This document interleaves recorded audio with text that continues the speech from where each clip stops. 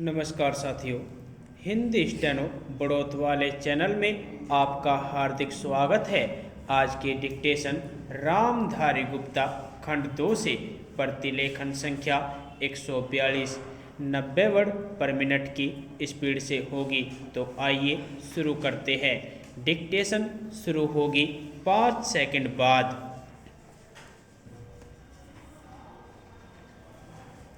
Start.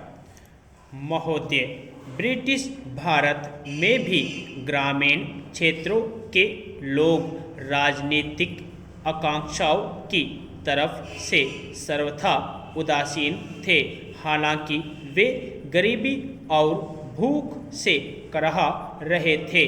Congress ने और रमेश चंद्र दत्त, दादाभाई नौरोजी, यहाँ तक कि एक विलियम डिग्बी सरीखे अर्थशास्त्रियों ने इन किसानों की गरीबी और दुर्दशा की चर्चा की थी, लेकिन रियासतों की गरीब प्रजा इन नेताओं के विचार क्षेत्र से बाहर थी। भारतीय राजनीति में गांधी जी के पदार्पण से ब्रिटिश भारतीय क्षेत्रों की जनता में एक नई चेतना जागृत हुई।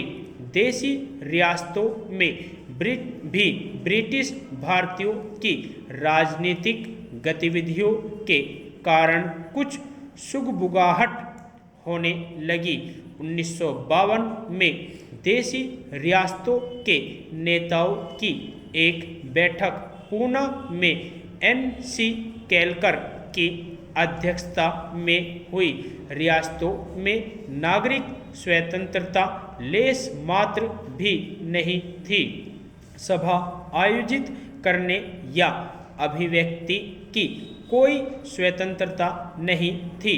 अतः इन लोगों को ब्रिटिश भारतीय क्षेत्र में अपनी बैठक करनी पड़ी थी।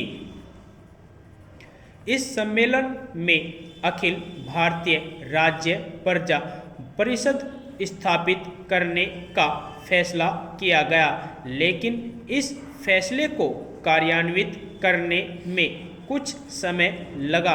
ब्रिटिश भारत में असहयोग आंदोलन की जो लहर चल रही थी, उसका असर देशी रियासतों पर भी हुआ।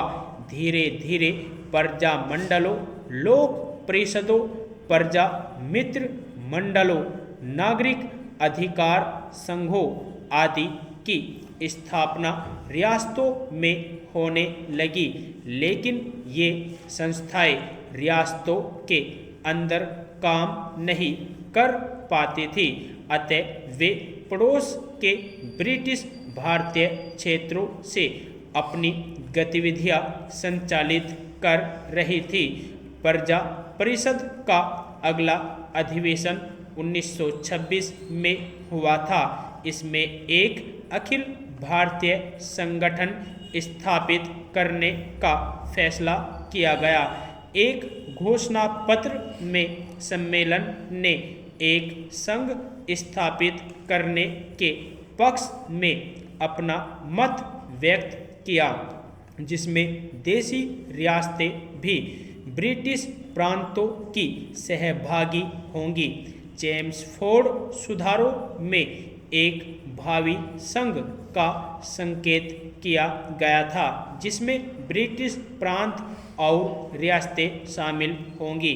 भावी भारत के उज्जवल भविष्य का चित्रण करते हुए मॉन्टफोर्ट रिपोर्ट में कहा गया था, इस चित्र में रियासतों के लिए भी स्थान होगा। यही वह प्रेरणा थी जिसने 1926 में हुए रियासतों के प्रतिनिधियों को यह घोषणा करने के लिए प्रेरित किया था कि रियासतें भी इस संघ में भागीदार होंगी। सम्मेलन में कहा गया कि सभी भारतीय रियासतों की जनता का लक्ष्य यह मांग करना और उसे पूरा कराना होगा कि भारतीय रियासतों को ब्रिटिश भारतीय प्रांतों के साथ समानता के आधार पर एक ही भारतीय राष्ट्र का अभिन्न अंग माना जाना चाहिए और राष्ट्र को सरकार में उत्तरदायित्व के बुनियादी सिद्धांतों पर आधारित होना चाहिए, किंतु अखिल भारतीय राज्य प्रजा परिषद की स्थापना 1927 में हो सकी। इसे रियासतों में एक संगठित आंदोलन की शुरुआत कहा जा सकता है। इसका पहला सम्मेलन बम्बई में दिसंबर 1927 में हुआ। इसका दूसरा सम्मेलन मई 1929 में बम्बई में ही हुआ। वस्तुतः इसके सभी सम्मेलन ब्रिटिश भारत में ही हुए। इस समय तक देशी रियासतों के बारे में कांग्रेस का रवैया अस्पष्ट सा ही था। यदि आपको डिक्टेशन अच्छी लगी हो तो हमारे चैनल को सब्सक्राइब करें तथा वीडियो को लाइक व शेयर भी करें। धन्यवाद।